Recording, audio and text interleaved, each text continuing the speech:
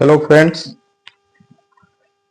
Hello friends, एक बार फिर आपका स्वागत है हमारे नए वीडियो में, जिसमें मैं आपको बताऊंगा सिंधु घाटी सभ्यता अर्थात हड़प्पा सभ्यता के बारे में। सिंधु घाटी सभ्यता सभी प्रकार की परीक्षाओं के लिए काफी इंपॉर्टेंट है और हमारे पिछले वीडियो को काफी प्यार आप लोगों के द्वारा मिला है और इसके कारण हम लोग अब इस श्रृंखला को आगे बढ़ाएंगे। अब सिंधु घाटी सभ्यता, सिंधु नदी के किनारे इन सभ्यता का विकास हुआ था, लेकिन बाद में यह पता चला कि न सिर्फ सिंधु घाटी सभ्यता बल्कि सरस्वती नदी और अन्य कई नदियों के किनारे भी इस सभ्यता का विकास हुआ है और इसी के कारण इसका नाम जो है, वहां का जो सबसे पहला जो स्थल जो है खोजा गया था हड़प्पा, उसके आधार पर हड़प्पा सभ्यता जो है ज्यादा पॉपुलर भाषा में आजकल जो है हड़प्पा सभ्यता ज्यादा इसको बोला जा रहा है। तो सिंधु घाटी सभ्यता जैसे कि प्राचीन कालीन जो सभ्यताएं थी ताम्रकास्य युगीन, उसके अंतर्गत ये आता है। इससे पहले आपने देखा होगा कि सुमेर में जैसे मेसोपोटामिया की सभ्यता थी, वहां सुमेरियन असीरियन ये सब सभ्यताएं थी, मिस्र की सभ्यताएं थी, चीन में सभ्यता थी। उसी प्रकार से भारत में भी यह सभ्यता जो है उस समय में आज से करीब 5000 साल पहले यह सभ्यता थी। इससे पहले जब इसका खोज हुआ, उससे पहले प्रायः माना जा रहा था या माना जाता था कि वैदिक कालीन सभ्यता ही भारत की सबसे पुरानी सभ्यता है। लेकिन जब इसका खोज हुआ तब पता चला कि ना, वैदिक कालीन सभ्यता सबसे पुरानी सभ्यता नहीं थी, बल्कि हड़प्पा जो सभ्यता थी ये उससे भी प्राचीन है। एवं हमने पिछले वीडियो में आपको बताया था कि इससे पहले भी भारत में सभ्यताएं थी, पूर्व हड़प्पा सभ्यता। तो इसमें अभी बहुत खोज की जरूरत है, लेकिन अभी तक जितना खुदाई हुआ है और जितना हम लोगों को पता चला है, उसके आधार पर एक क्लियरली कहा जा सकता है कि जो सिंधु घाटी की सभ्यता थी हड़प्पा सभ्यता, जिसमें हड़प्पा मोहनजोदड़ो ये सब जो मुख्य नगर थे, ये आपको जो है पहले से थी, मतलब वैदिक काल से पहले ही इसका उत्थान हुआ, पतन हुआ, फिर वैदिक काल शुरू हुआ। तो ये काफी इंपॉर्टेंट है। और सभी प्रकार की परीक्षा, प्रतियोगिता परीक्षा, जितने भी प्रकार के प्रतियोगी परीक्षाएं हैं, कॉम्पिटेटिव एग्जाम्स है, उसमें ये प्राय इससे आपको क्वेश्चन पूछे जाते हैं। आज हम लोग इसके कुछ एस्पेक्ट्स के बारे में बात करेंगे, बाकी हम लोग अगले वीडियो में करेंगे।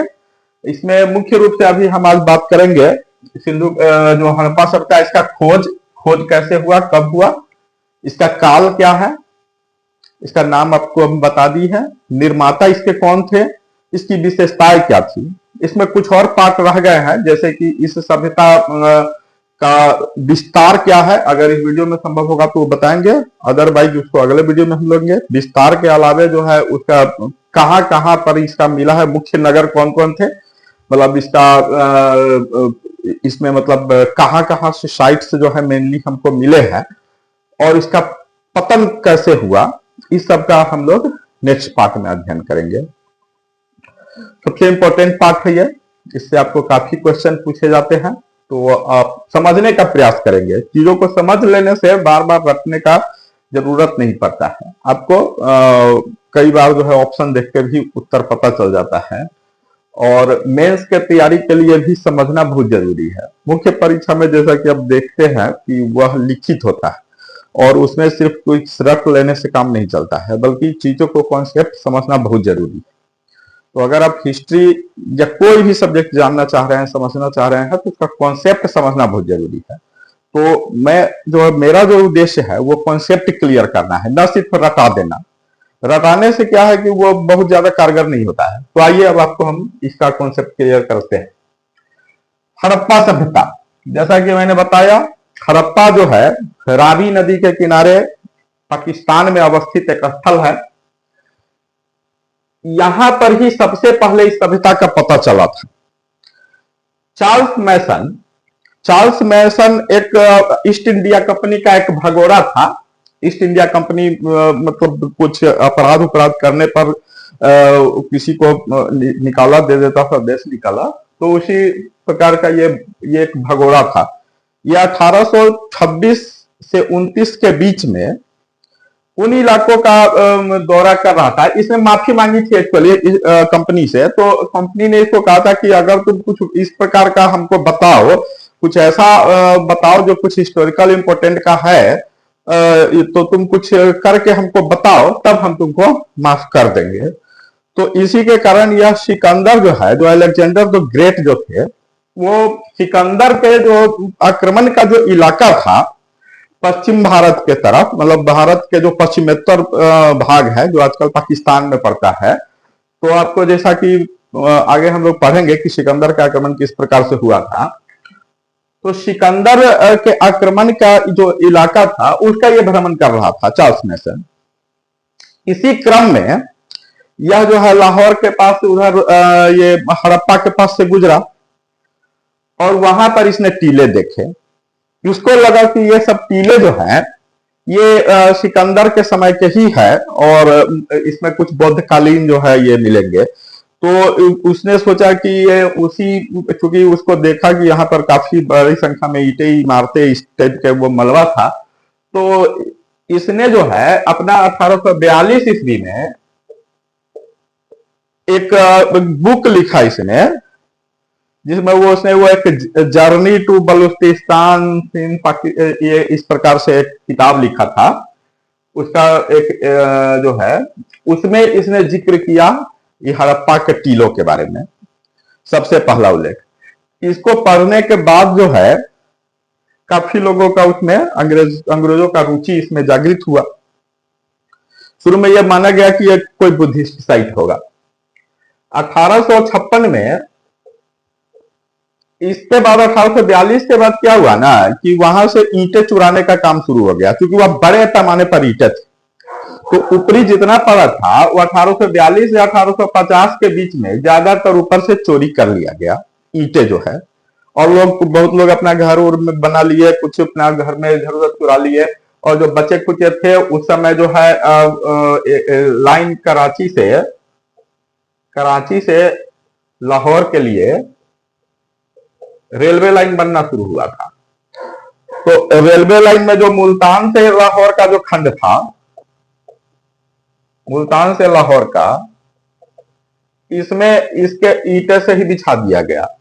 मतलब ऐसा किया गया कि वहां पर जो इतने हिस्टोरिकल साइट्स थे हड़प्पा में, उसका ईंटा जो है मुल्तान से लाहौर के बीच रेलवे लाइन बिछाने में लोग इस्तेमाल कर लिए, अंग्रेज लोग। उसको मोन्यूमेंट्स को सुरक्षित करने के बदले, उस समय इतना ज्ञान नहीं था और वो कर लिया।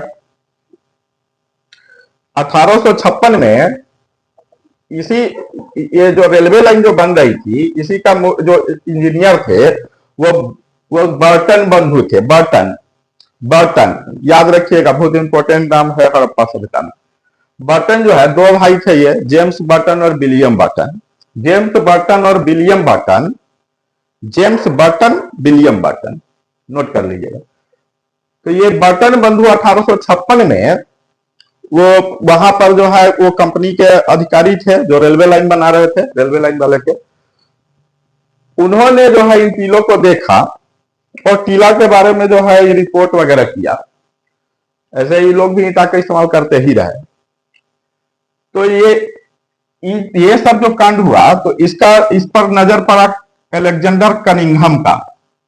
अलेक्जेंडर कनिंघम यहां हमने नोट किया हुआ है। अलेक्जेंडर कनिंघम जो है, अलेक्जेंडर कनिंघम जो है एक एक्चुअली ये एक इंजीनियर थे, सर्वेयर भी थे, और बाद में जो एएसआई बना इंडिया में, आर्कियोलॉजिकल सर्वे ऑफ इंडिया, पुरातत्व जो का जो ये है इंडिया में, भारतीय पुरातत्व सर्वेक्षण, इसका जो है ये सबसे पहला महानिदेशक बने 1861 में।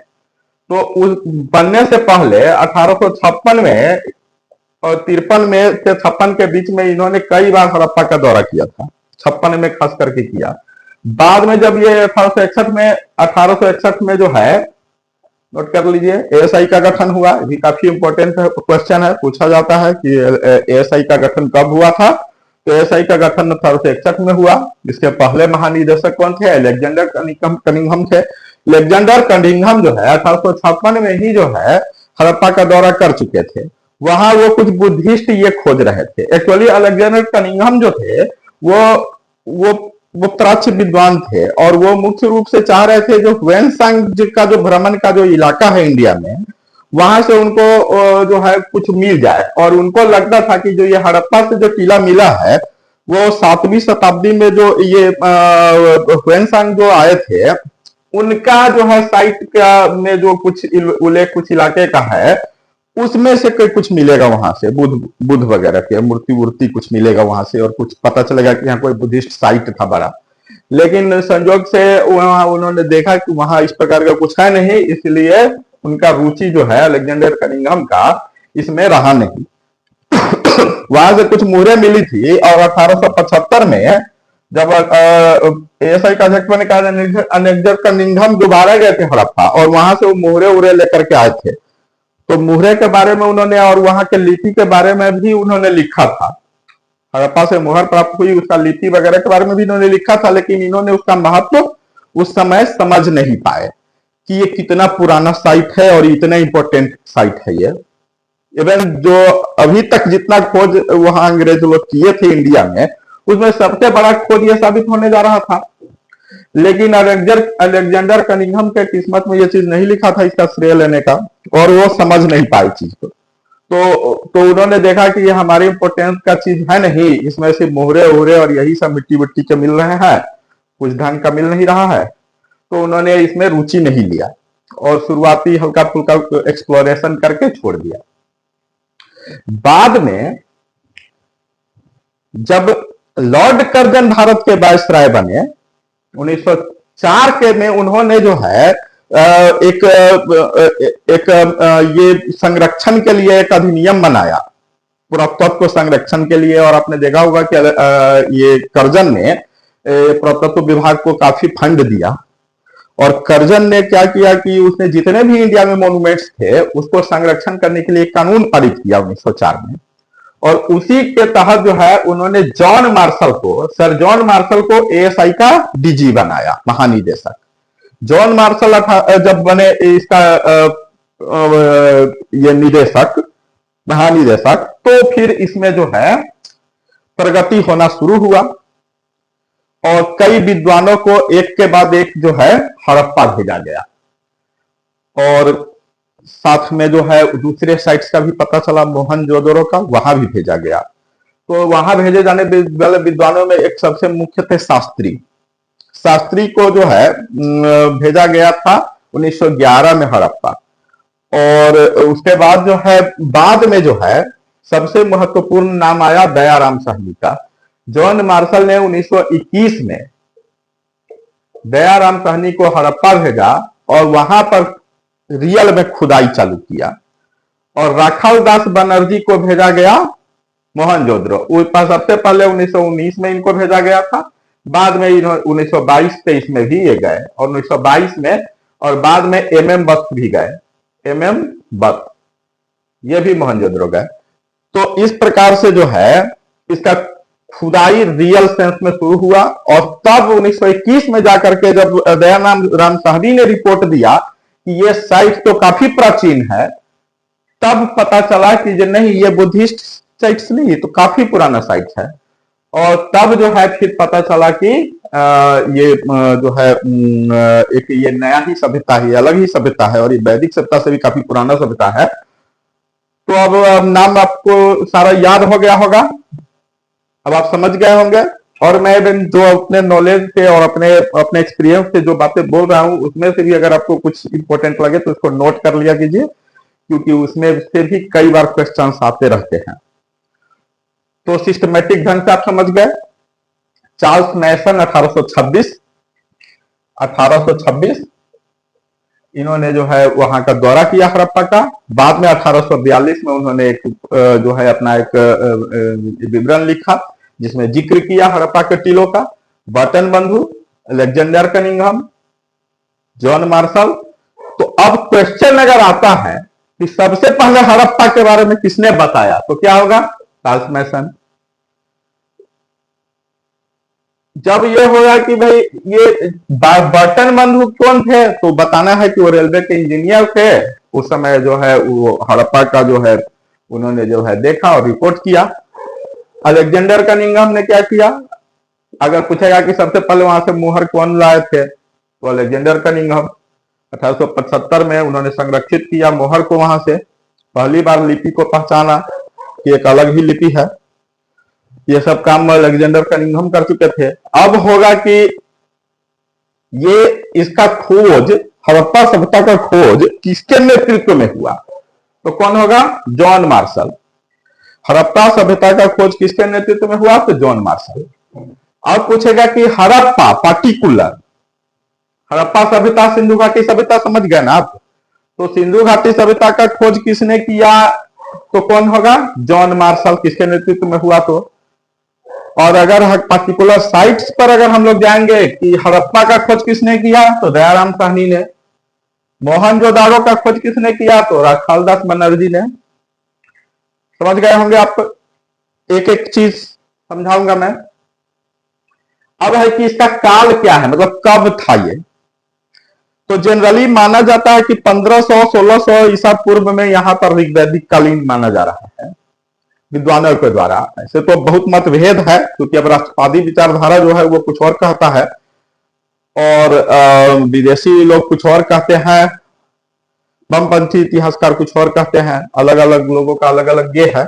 लेकिन जो है, जो अभी तक जो मान्यता प्राप्त है, हम लोग उसी को लेकर के चलेंगे, अलग अलग विचारधारा में नहीं भटकेंगे। तो स्पेसिफिक हम लोग पढ़ाई करेंगे, क्योंकि हम लोग कॉम्पिटिटिव माइंड से पढ़ाई कर रहे हैं, न कि किसी राजनीतिक विचारधारा से। तो जॉन मार्शल, सबसे पहला नाम इसमें आता है जॉन मार्शल का, क्योंकि जॉन मार्शल ने ही के नेतृत्व में ही वही थे एएसआई के महानिदेशक, और ये सब जो साइट्स होते हैं प्राचीन, इसको एएसआई ही एक्चुअली संरक्षित करता है।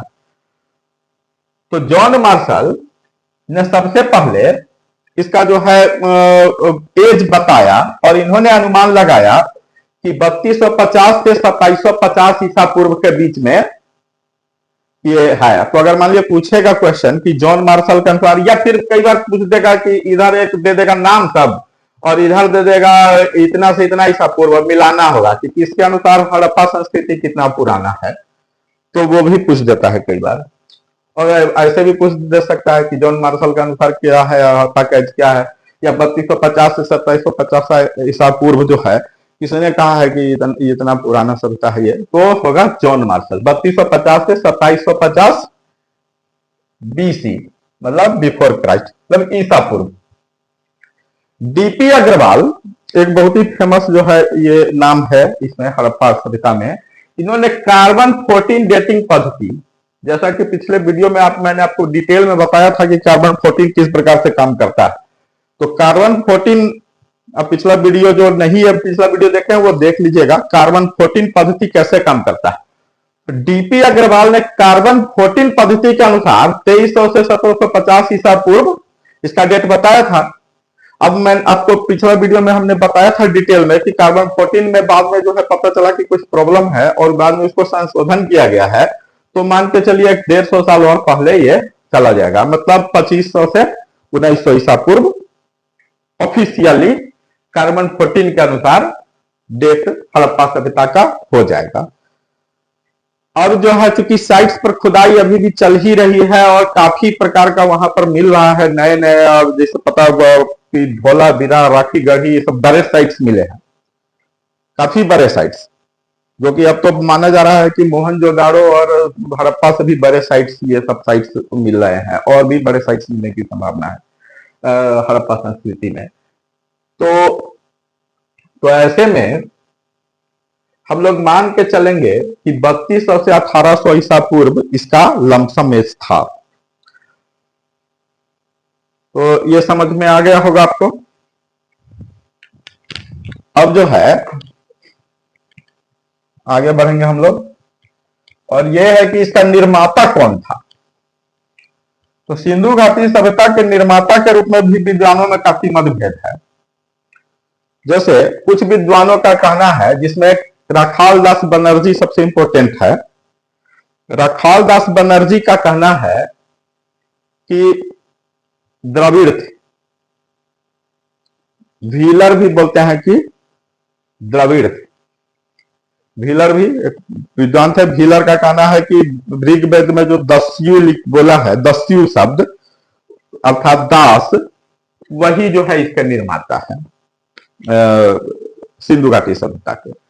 तो द्रविड़, दास से द्रविड़ का ही ये मतलब विद्वानों ने निकाला है, मतलब व्हीलर का कहना है। तो उनका कहना है कि द्रविड़ थे। राखाल दास बनर्जी का कहना है कि द्रविड़ थे। ज्यादातर भारतीय विद्वानों का मानना है कि स्थानीय थे, मतलब वो पहले से ही वहां रहते आ रहे थे और वहीं पर उन्होंने उसका ये किया। और हाल में 2021 में नेचर नाम का पत्रिका, जो काफी फेमस पत्रिका है नेचर वर्ल्ड स्तर पर, उसमें बताया गया है कि हड़प्पा सभ्यता तो 10,000 साल पुराना है और 10,000 सालों से वहां लोग रह रहे थे और वही लोग हड़प्पा सभ्यता का स्थापना किए थे। तो मतलब इसमें काफी ये है। और एक्चुअली में स्थानीय ही जो है, अब ज्यादातर विद्वान मान के चल रहे हैं कि स्थानीय थे। कुछ विद्वानों का कहना है कि इसके जो है ये आर्य थे। आर्य आर्य मानने वाले जो है कम ही विद्वान है, लेकिन उसमें लक्ष्मण निबालकर करके एक है, वो काफी फेमस है। तो वो एक है सुमेरियन। सुमेरियन जो है, शुरुआती जो विद्वान थे, विदेशी विद्वान, खास करके विदेशी विद्वानों ने इसके बारे में कहा कि यह जो है सुमेरियन सभ्यता थी, क्योंकि जो है उनका मानना था कि इससे काफी मेल जो है मिलता है ये। जैसे कि वहां भी जो है ये किला वगैरह था, वहां भी जो है ये मुहरे उहरे जो है मिलती थी, मतलब बहुत सारी चीजें सुमेरियन सभ्यता से इसका मेल मिलता है हड़प्पा का। तो इसीलिए उन्होंने माना कि ये सुमेरियन सभ्यता थी। आर्य वालों का जो है विरोध इसलिए हुआ कि आर्य अगर आप था तो ये नगरीय सभ्यता थी। आर्यों की जो सभ्यता थी ऋग्वेद काल में, वो क्या थी? ग्रामीण सभ्यता थी। तो कोई ग्रामीण कैसे हो जाएगा शहरी से? तो इसको विद्वान नहीं मानता है, तो इसलिए आर्य को नहीं माना जाता है जो नॉर्मली, और सुमेरियन को भी नहीं माना जाता है। ज्यादातर विद्वान आज के डेट में स्थानीय मान रहे हैं, कुछ द्रविड़ मान रहे हैं। तो आप इसको समझ गए। अब है कि सिंधु घाटी सभ्यता की विशेषताएं। तो विशेषता में सबसे पहला विशेषता क्या है? नगर नियोजन। नगर नियोजन, यह वर्ल्ड का सबसे पहला नगर नियोजित सभ्यता थी। मतलब नगर एकदम, नगर जो है व्यवस्थित ढंग से बसा हुआ था, उसमें नालियां थी बनी हुई, हर घर में जो है स्नान करने का व्यवस्था था, कुआं था, घर एकदम रोड वगैरह ग्रिड प्रणाली में था। ग्रिड 90 डिग्री पर एकदम रोड एक दूसरे को संपूर्ण पर काटता था। गली वगैरह जो मुख्य सड़क से निकलता था ना, उसी में घर था। मतलब घर जो है मुख्य सड़क की तरफ नहीं मिलकर गली से जो है रास्ता था। और रास्ता और जो मेन गेट भी होता था ना, वो एकदम बीच में नहीं होता था, साइड से होता था गली में। तो गली में जो है निकलता था घर। इधर इस रोड में घर बनता था, गली वाले रोड में। और एकदम घर सब भी एकदम बढ़िया ईटों, पक्की ईटों का बना हुआ घर होता था। तो ये सब विशेषता। तो एकदम ग्रिड प्रणाली में एकदम था, एकदम तो जाली एकदम ग्रिड के तरह दिखता है अगर ऐसे देखे तो इसके कारण जो है ये काफी मुख्य सड़क से एकदम ग्रिड की तरह जो है सड़क दोनों तरफ घर गली में खुलता था। तो ये काफी व्यवस्थित तरीका से वहां पर नगर नियोजन था। तो हम समझ गए कि इसका जो सबसे मुख्य विशेषता था वो नगर नियोजन था। ग्रिड प्रणाली किस प्रकार से काम करती है वो भी जान गया। व्यवस्थित रूप से नालियां जो है पक्की ईंटों की बनी हुई नालियां होती थी। नाली का जो ईंट होता था वो ज्यादा बड़ा बड़ा होता था और घर का जो ईंट होता था उससे छोटा होता था। नालियां ढकी हुई होती थी, मतलब एकदम समझिए कि काफी विकसित अवस्था में थी अगर उस जमाने के हिसाब से देखा जाए तो। हाँ, घर जो होते थे वो डेकोरेटेड नहीं होते थे, बहुत ही सिंपल होते थे। समझ गए? घर में आंगन होता था, आंगन के किनारे पर घर होते थे। और इवन बाद के दिनों में भी इंडिया में जो है ना लगभग उसी प्रकार का जो है ये चलता रहा था व्यवस्था रहने का। अब दूसरा चीज है आद्य ऐतिहासिक। पिछले वीडियो में मैंने आपको बताया था कि आद्य ऐतिहासिक क्या होता है। आद्य ऐतिहासिक हड़प्पा सभ्यता भी ऐसे ऐसी सभ्यता जिसका कोई लिखित में उल्लेख नहीं मिल रहा है, लिखित प्रमाण नहीं मिल रहा है, साहित्य जो है उसका उपलब्ध नहीं है, उसको हम लोग किसमें मानते हैं? आद्य ऐतिहासिक। हड़प्पा सभ्यता इसका इसलिए इसमें आ जाता है क्योंकि वहां लिपि मिला है, लिखित था लेकिन उसको पढ़ा नहीं गया है। तो जब पढ़ा ही नहीं गया तो कुछ पता ही नहीं चला है, तो इसीलिए इसको आद्य ऐतिहासिक जो है कहा जाता है। समझ में आ जाएगा। बहुत बार पूछा जाता है कि हड़प्पा सभ्यता किस प्रकार की सभ्यता थी, तो आद्य ऐतिहासिक। ठीक है। अब है तीसरा इसकी विशेषता, यह ताम्र कांस्य सभ्यता थी। मतलब तांबा और कांसा, कांसा जो एक प्रकार की जो है मिश्र धातु है, जिसमें तांबा में तीन मिलाकर बनाया जाता है कांसा। तो सिंधु घाटी सभ्यता के जो लोग थे उनको जो है कांसा बनाने की विधि प्राप्त था। धातु कर्म में वो काफी निपुण थे और इसके काफी पुख्ता प्रमाण मिले कि उनको धातु गलाने का, उसको शुद्ध करने का जो है काफी विधियां, कई प्रकार की विधियां पता थी, जो आधुनिक रसायन में भी जो है उसको यूज किया जाता है कई प्रकार में। तो धातु विज्ञान वहां पर काफी। अब हम देखेंगे आर्थिक स्थिति।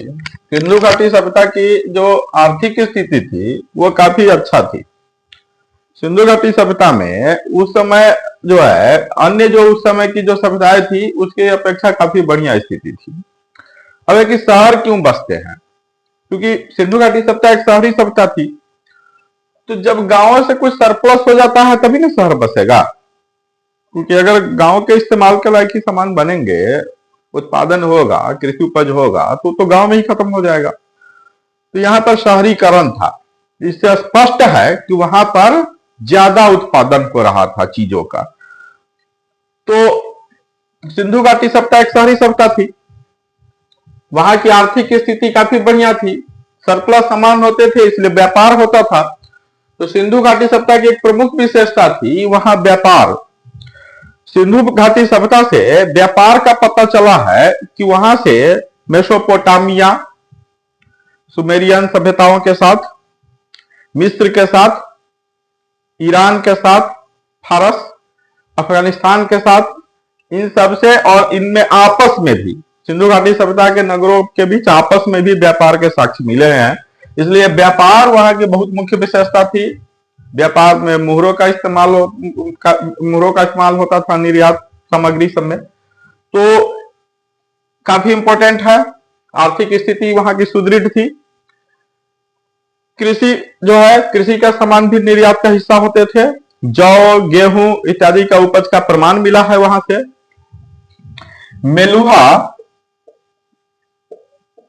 मेलुहा नामक नगर का जिक्र है वेस्टर्न सोर्सेस में, मतलब मिस्र और मेसोपोटामिया के में खास करके मेलुहा का जिक्र है। तो मेलुहा को आधुनिक विद्वानों ने जोड़ा है सिंधु से, मतलब सिंधु घाटी सभ्यता को ही वहां पर मेलुहा कहा जाता था, मेसोपोटामिया के इसमें। तो मेलुहा जो है, मेलुहा अगर पूछा जाएगा कि मेलुहा किससे मतलब हम लोग रिलेट करते हैं उसको, तो सिंधु घाटी सभ्यता से। तो एक व्यापारी किया था। व्यापार के लिए लोथल जो है, लोथल काफी फेमस जो है, आप नाम सुने होइएगा।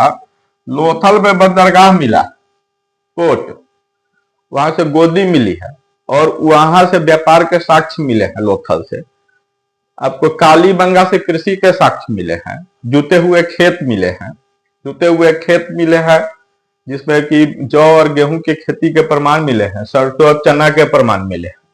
तो जाहिर है कि कृषि का काफी जो है विकसित स्थिति थी उस समय। हल के प्रमाण मिले हैं। धार्मिक स्थिति सिंधु घाटी सभ्यता की जो है उस समय मुख्य रूप से वहां पर देखा गया है कि मातृ देवी की पूजा होती थी। लिंग और जो है पशुपति की पूजा के साक्ष्य मिले हैं। एक मूर्ति मिला है जिसमें पता चला है कि वह मतलब ये पशुपति की मूर्ति है। पशुपति के प्राचीन ये जिसको बाद में भगवान शिव का ये माना गया है, उसका आदि रूप मिला है सिंधु घाटी सभ्यता में। तो प्राय यह माना जाता है कि जो आधुनिक जो हिंदू धर्म है या बाद में जो हिंदू धर्म हुए हैं उसी का जो है ना आदि रूप जो है सिंधु घाटी सभ्यता में माना जाता था। वही धार्मिक प्रवृत्ति थी उस समय का। मातृ देवी की पूजा, ये पशुपति की पूजा, बैल वगैरह का ये मिला है, चित्र मिला है कुबर वाले, तो मतलब काफी चीज है। तो वो सिमिलरिटी बाद में के दिनों में इनमें से कई चीज अभी भी धार्मिक मान्यताओं में पाया जाता है। तो धार्मिक स्थिति समझ गया। अब है राजनीतिक। राजनीतिक में उस समय का लिपि को तो अभी तक पढ़ा नहीं गया है, इसलिए ये क्लियर नहीं है कि वहां राजनीति की क्या व्यवस्था थी, राजा वगैरह होते थे या क्या था। बहुत बार कहा गया है कि हड़प्पा और मोहनजोदड़ो प्राचीन ये सभ्यता की राजधानी थी दो, लेकिन इसकी पुष्टि नहीं हो पा रही है सोर्सेस से। देखा कि अभी ने बताया कि नेचर पत्रिका ने अभी 2021 में लिखा है कि सिंधु घाटी सभ्यता 10,000 साल पुरानी है और ये पहले से ही चली आ रही थी। और ये हड़प्पा और मोहनजोदड़ो तो बाद के नगर है, उसके पहले के भी बड़े बड़े नगर है। उसकी खुदाई में ज्यादा पता चलेगा, लिपि वगैरह का भी पता चल सकता है, तो उसमें फिर इतिहास ही बदल जाएगा। तो ऐसी स्थिति है। ऐसे में यह कहना बहुत जल्दबाजी होगी कि हड़प्पा और मोहनजोदड़ो ही राजधानी था। बहुत बड़े बड़े शहर अभी भी मिले हैं, धौलावीरा, राखीगढ़ी अभी मिला है। राखीगढ़ी हरियाणा में है, धौलावीरा गुजरात में है, काफी बड़े साइट्स है। इतने बड़े साइट्स अभी अब मिल रहे हैं जो कि हड़प्पा और मोहनजोदड़ो छोटे पड़ जाएंगे फ्यूचर में। तो ऐसे में कौन राजधानी था, कौन क्या था, कहना मुश्किल है। और साम्राज्य था ये या फिर अलग अलग ही राज्य था, हो सकता है कि ये सब अलग अलग राजा द्वारा शासित रहे हो और आपस में व्यापार वगैरह करते हो। क्योंकि उस समय ये कल्पना करना थोड़ा मुश्किल है कि ये सारे जो 13 लाख वर्ग किलोमीटर जैसा माना गया है कि ये फैला हुआ है था, तो उतने लंबे क्षेत्र में एक राजा का शासन रहा होगा, ये भी कहना थोड़ा मुश्किल है। तो राजनीतिक स्थिति का ये है। कुछ लोग कहते हैं कि वहां पुरोहितों का शासन था, क्योंकि पुरोहित का ये मिला है, लेकिन जो है वो कहना मुश्किल है कि क्या स्थिति था। तो राजनीतिक के क्वेश्चन न के बराबर पूछे जाते हैं, और जो पूछे जाएंगे वो जो हम अभी बता रहे हैं उसी में से आपको आंसर समझ में आ जाएगा। और मेंस के लिए जो है कॉन्सेप्ट आपको समझ में आ रहा है, उसके आधार पर आपको मेंस में लिखना है। अब है सामाजिक स्थिति। सामाजिक स्थिति जो है, सिंधु घाटी सभ्यता की सामाजिक स्थिति ऐसी थी कि वो वर्ग में बटा हुआ था, जैसा कि देखने से पता चला है। पश्चिम के जो नगर होते थे, पश्चिम के मतलब कोई वो जो नगर होते थे ना, वहां दो प्रकार के टीले में है। सिंधु घाटी सभ्यता के जो मुख्य प्रमुख स्थल हैं, जैसे हड़प्पा, मोहनजोदड़ो, इन सब से दो टीले मिले हैं। पहला जो टीला है पश्चिम में वो ऊंचा है, और पूर्वी जो टीला है वो थोड़ा सा नीचे है। तो पश्चिमी टीला में जो है मकान बड़े बड़े हैं, व्यवस्थित ज्यादा है। पूरब वाले जो है छोटे छोटे हैं। तो और ये निचला नगर इसको बोला जाता है। किलेबंदी में भी जो है यही स्थिति है। तो प्राय ये माना जाता है कि इसमें धनी वर्ग के लोग रहते थे, एलिट क्लास के लोग रहते थे, पुरोहित, राजा ये सब रहते थे, और इसमें जो है आम जनता रहते थे। तो इस प्रकार का विभाजन जो है विद्वानों के द्वारा ये किया गया है। लेकिन सामाजिक रूप से जाति प्रथा था, जैसे बाद में के दिनों में ब्राह्मण, क्षत्रिय, वैश्य, शूद्र, इस प्रकार से ये था कि नहीं था, ये कहना मुश्किल है। इसके कोई साक्ष्य नहीं मिले। बस इतना ही मिला है कि पश्चिम और पूर्व। अब है लिपि और भाषा। सिंधु घाटी की लिपि जो है वो क्या है, भाव चित्रात्मक है। भाव चित्रात्मक, भाव चित्रात्मक लिपि है। भाव चित्रात्मक लिपि में क्या होता है कि चित्र जो है कोई रहेगा और उससे आपको समझना है भाव उसका कि वो क्या कहना चाहता है। इस लिपि में अभी तक 400 से ज्यादा इसके अक्षर मिल गए हैं, 400, लेकिन पढ़ा नहीं जा सका है अभी तक। बहुत सारे विद्वान इसमें लगे हुए हैं, और इनकी भाषा, जो ये लिपि जो मिली है उसकी भाषा के बारे में भी विद्वानों में मतभेद है कि वो किस भाषा में लिखा हुआ है, क्योंकि सिंधु घाटी का लिपि और उस उसके साथ दूसरा कोई लिपि का साथ में कोई शिलालेख या कुछ मिला नहीं है, जिसके कारण इसको पढ़ना बहुत ही मुश्किल हो गया है। अगर कोई लिपि, दो प्रकार की लिपि मिल जाता है अनुवाद टाइप का, तो वो विषय एक संस्कृत में है, एक किसी और पाली में है, तो समझ में आ जाएगा कि संस्कृत और पाली में क्या संबंध है। लेकिन इसका कभी कुछ मिला ही नहीं है, ये सिर्फ अपना ही भाव चित्रात्मक लिपि है। ये बाएं से दाएं और फिर दाएं से बाएं, फिर बाएं से दाएं ऐसे करके लिखा जाता था। तो इस लिपि को अभी तक पढ़े नहीं जाने के कारण अभी तक ये पता नहीं चल पाया है कि उस समय क्या व्यवस्था था, क्या था। ज्यादातर जो ये लिपि है ये मुहरों पर मिली है। मुहरों का उपयोग निर्यात के समय में मुहर मारने के लिए निर्यातिक सामान पर किया जाता था, और उसमें प्रायः ये विद्वानों ने माना है कि उसमें जो मालिक का नाम होता था, पाने वाले का और भेजने वाले का, वो उसका जिक्र उस पर किया जा गया था। लेकिन पढ़ा नहीं जा सका है तो अनुमान नहीं लगाया जा सकता है केवल। कुछ लोग कहते हैं कि उसमें उस सामान का जिक्र होता था जो भेजा जा रहा है, तो कहना बहुत मुश्किल है कि क्या उसमें रहता था। तो ये स्थिति है, अभी तक पढ़ा नहीं जा सका है। भाषा का यही है कि माना जा रहा है कि ब्राहुई भाषा जो वहां बोली जाती है अफगानिस्तान के कुछ हिस्सों में और पाकिस्तान के कुछ हिस्सों में, उत्तर पश्चिम में भारत में, वो तत्कालीन भारत में, तो उसके आधार उसमें वो ब्राहुई जो है प्रायः माना जा रहा है आजकल कि यही उस सिंधु घाटी के लोगों की भाषा थी। अब लिपि में कौन सी भाषा थी, वही थी या कोई और भाषा थी, ये कहना भी एक मुश्किल काम है। तो अभी तक स्पष्ट नहीं हो पाया है लिपि और भाषा क्या था। तो अनुमान के आधार पर क्वेश्चन पूछा जाएगा तो फिर आंसर दिया जाएगा। ठीक है, तो आपको यह समझ में आ गया होगा। अब हम लोग थोड़ा सा जान लेते हैं सिंधु घाटी सभ्यता के विस्तार के बारे में, और उसके बाद इस वीडियो को हम लोग खत्म करेंगे। तो इसको भी मिटा दे रहा है। तो सिंधु घाटी सभ्यता का जो विस्तार है,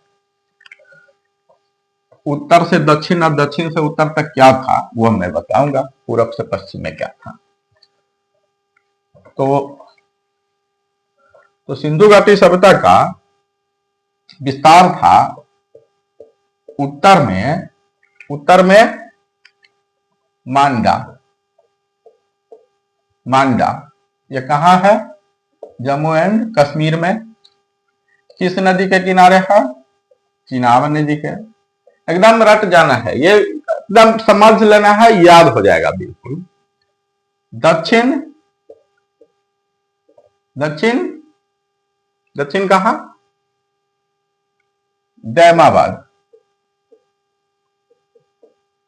दैमाबाद कहां है ये?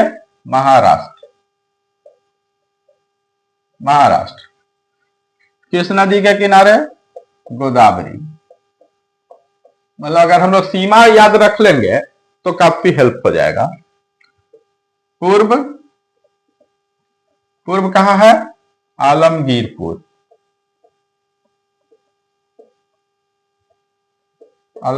कहां है? यूपी में। किस नदी के किनारे? हिंडन।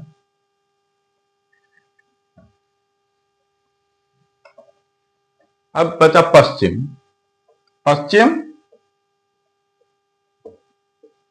में सुतका गेंडोर।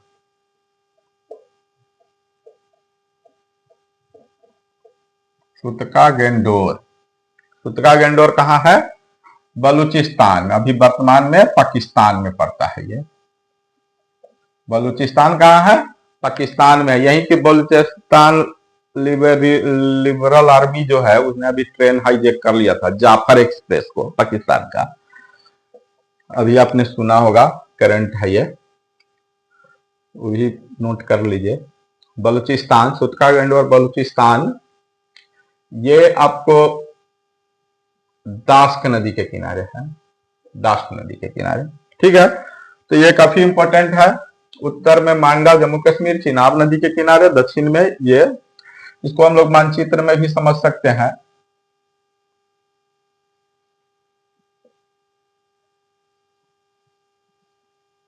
ठीक है। तो अब हम लोग यहाँ पर जो है इधर पाकिस्तान है, ठीक है, यहाँ पर ये पाकिस्तान है, ठीक है, और इधर अफगानिस्तान है, ठीक है।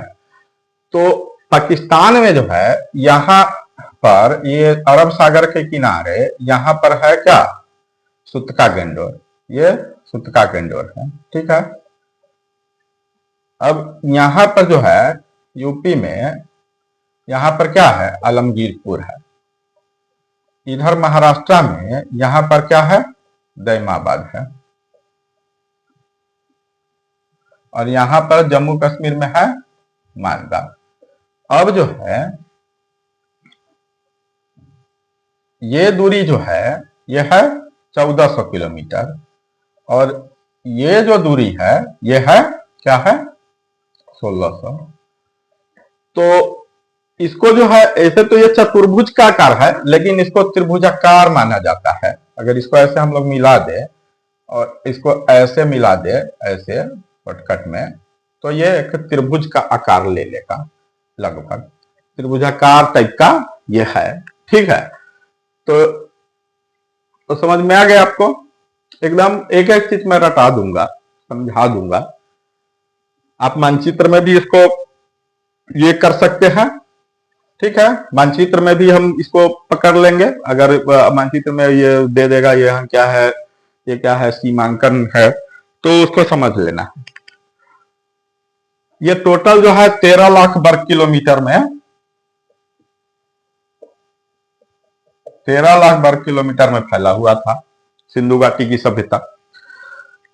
तत्कालीन मिस्र और मेसोपोटामिया की सभ्यता दोनों को अगर जोड़ दे तो उससे ये कितना 12 टाइम्स बड़ा था, 12 गुना।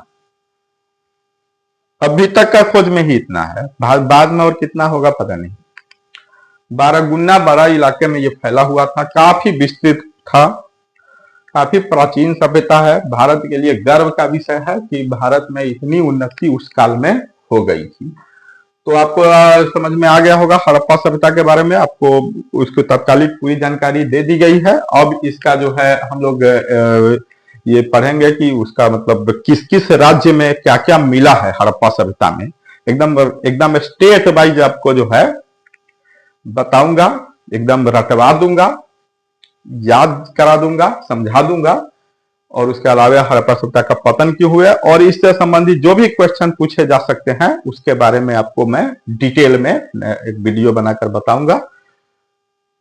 आप वीडियो को जो है अगर आपको पसंद आ रहा है तो इसको लाइक सब्सक्राइब करना मत भूलिए, दोस्तों के साथ शेयर कीजिए ताकि ज्यादा से ज्यादा लोग जो है इससे जुड़ सके इस अभियान से। और मेरा टारगेट है कि एकदम जो गरीब से गरीब वंचित से वंचित छात्र है उनको भी जो है मौका मिले कि वह जो है अच्छी तरह से कंपटीशन का तैयारी कर सके। तो आपसे आग्रह है कि कृपया जो है इस अभियान को ज्यादा से ज्यादा लोग को जोड़ने का प्रयास कीजिए इससे। धन्यवाद।